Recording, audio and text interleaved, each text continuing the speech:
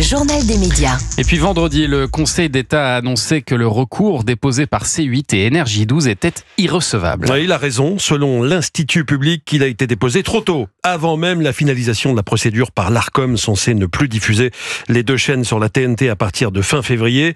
Le soir même dans TPMP, qui entre parenthèses continue de battre des records d'audience sur C8 en ce moment, l'animateur Cyril Hanouna a fait savoir ce qu'il pensait de cette décision. C'est là tout le vice de cette affaire, c'est qu'ils disent mais attendez, pour l'instant vous n'avez pas été présélectionné, mais qu'est-ce que vous en savez? Peut-être qu'il y a un dossier qui va pas être pris, donc vous allez être resélectionné. Donc pour l'instant, on peut pas se prononcer. On est d'accord, Fabrice, c'est exactement ça. Donc ils disent ah bah oui, donc c'est trop tôt, mais on se prononcera quand on vous enlèvera la chaîne. C'est vrai qu'il y a quand même un vide juridique là-dessus, Fabrice Divisio, qui est incroyable.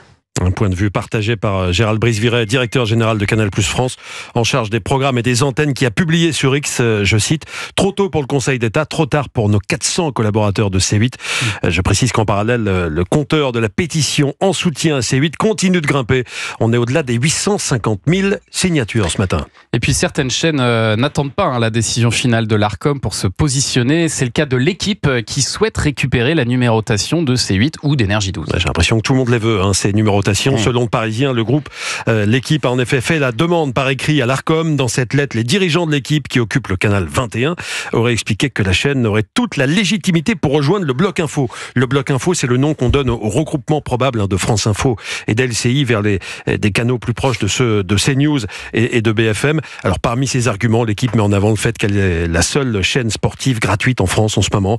Ce changement de canal permettrait évidemment à l'Équipe de remonter ses audiences et ses recettes publicitaires aussi par la même occasion. Et c'est vrai que c'est très compliqué pour l'Arcom d'attribuer maintenant, s'ils doivent le faire, ce canal 8 qui est évidemment très avantageux. Il est question, j'ai entendu dire, peut-être de LCP Public Sénat qui irait sur ce canal parce qu'au moins ça embêterait pas grand monde.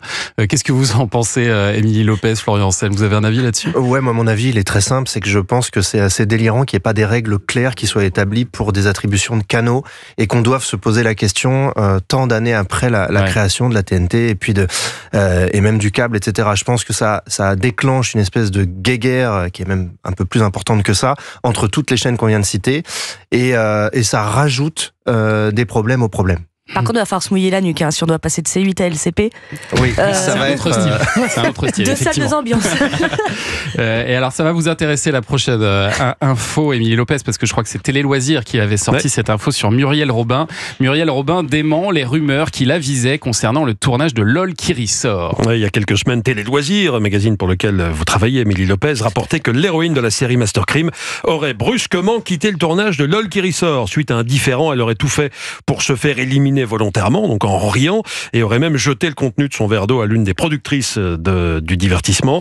Eh bien, ce week-end, la comédienne s'est exprimée pour la première fois sur ce sujet. C'était dans l'émission C'est à vous sur France 5. C'est ce qui s'est dit est faux. À un moment, il y a une phrase qui sort qui me laisse entendre que peut-être je ne suis pas assez drôle, que je ne suis pas drôle. Mais c'est moi et ma problématique de confiance en moi. Ça, je l'ai pas réglé parce que on ne le règle jamais. Et fait que je me dis que je suis pas assez drôle et je pète pas les plombs, je pleure. Je pleure et oui, je veux sortir. Oui, c'est vrai, je veux sortir parce que je sens que je vais éclater en sanglots et je veux le faire ailleurs. Donc il y a eu effectivement un différend. Muriel Robin a reconnu aussi que par le passé, elle a peut-être été cette personne qui, je la cite, pétait les plombs, a été agressive.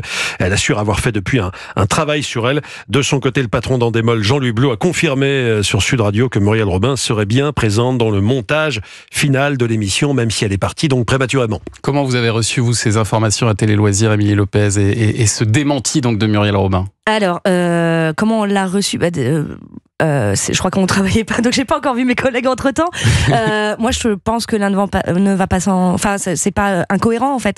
Quand elle dit qu'elle pleure, elle peut très bien pleurer et péter les plombs en même temps. Ça veut pas forcément dire que nos infos sont fausses et moi, j'ai confiance en mes collègues. Et puis, toujours sur France 5, Hugo Clément revient en prime ce soir avec un nouveau numéro de sa série Sur le front. En général, Hugo Clément n'est pas loin du million sur France 5 avec Sur le front. Le sera-t-il ce soir avec ce documentaire sur l'eau du robinet? Qui pollue notre eau du robinet? C'est la question à laquelle il tentera de répondre ce soir. Hugo Clément a noté des différences notables entre la France et la Suisse à ce sujet. On montre dans cette enquête comment nos voisins suisses ont décidé de maintenir un taux très bas de chlorothalonil dégradé dans l'eau à 0,1 microgramme par litre et comment nous en France on est passé de 0,1 à 0,9, donc une multiplication par 9 pour que l'eau soit toujours jugée conforme. Il y a toujours autant de produits dedans, elle est toujours autant polluée, mais d'un coup de baguette magique, elle est redevenue conforme simplement par une augmentation du seuil. Hugo Clément, au sujet de son prime de ce soir sur France 5, la concurrence sera rude. Il y a une nouvelle soirée Katsai sur TF1, Hippocrate sur Canal+, M6. Ce sera l'heure du premier bilan pour les agriculteurs de l'amour et dans le pré. Oh là là, grosse concurrence. Vous nous donnerez les résultats demain. Julien Pichenet, merci pour ce journal des médias. Et merci à Émilie Lopez et Florian Anselme d'être passés nous voir ce matin pour ce petit bilan télé. Merci beaucoup.